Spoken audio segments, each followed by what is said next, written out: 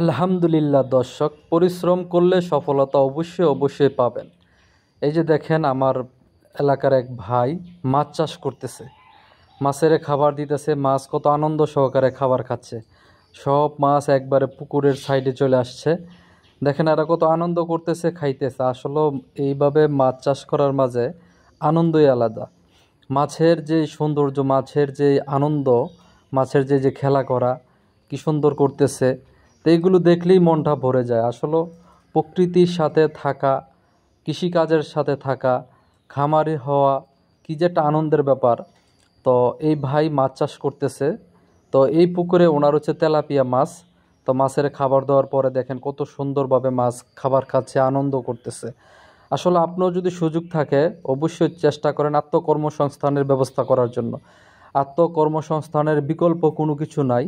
যদি আপনি খুব দ্রুত সহকারে জীবনকে পরিবর্তন করতে চান, তাহলে সঠিক পরিশ্রম, সঠিক গাইডলাইন, সঠিকভাবে যদি আপনি দিক নির্দেশনা মেনে কাজ করতে পারেন, তাহলে আপনি অবশ্যই অবশ্যই এখান থেকে সাকসেস হতে পারবেন।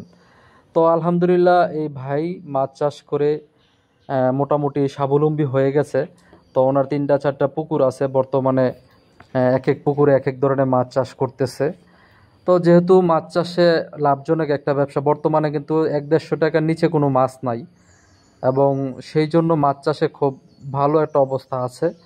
তো সবচেয়ে ভালো লাগছে আমার এই মাছের খাবার দেওয়ার পরে সব মাছ যখন পুকুরের এক সাইডে চলে আসছে, তখন এটা দেখে অনেক ভালো লাগছে। আসলে মাছ খাওয়ার থেকে কিন্তু মাছ ধরা, মাছের যেই আনন্দ করা, এগুলো দেখা কিন্তু অনেক ভালো লাগে।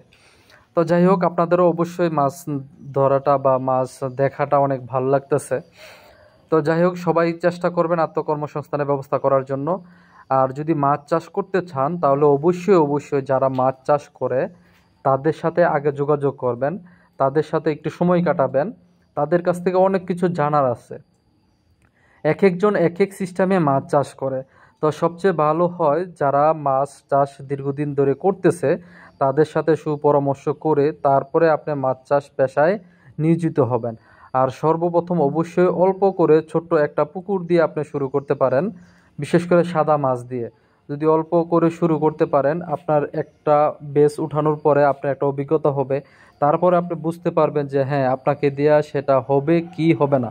যদি মনে করেন যে হ্যাঁ, আপনি এখানে সাকসেস হতে পারবেন, আপনি শ্রম দিতে পারবেন, তাহলে আপনি এই পেশায় নিয়োজিত হতে পারেন।